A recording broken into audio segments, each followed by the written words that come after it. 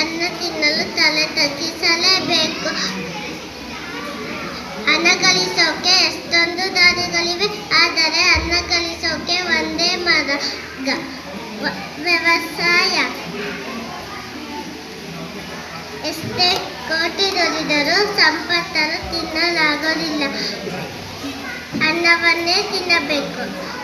ಬೆಳೆಗಳಿಗೆ ಜನ್ಮ ನೀಡುವ ಜನ್ಮದಾತ.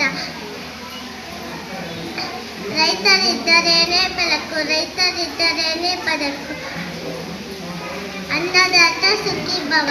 ಹೊಲದಲು ಹಾರುತ್ತ ಉಳುವ ಯೋಗಿಯ ನೋರಲ್ಲಿ, ಫಲವನ್ನು ಬಯಸದೆ ಸೇವೆಯ ಪೂಜೆ.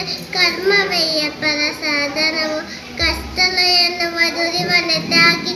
ಸೃಷ್ಟಿ ನಿಯಮದೊಳಗವನೇ ಭೋಗಿ, ಲೋಕದಲ್ಲೇನೇ ನಡೆಯುತ್ತಾ ಇರಲಿ ತನ್ನಿ ಕಾರ್ಯವ ಬುಧನೆಂದು.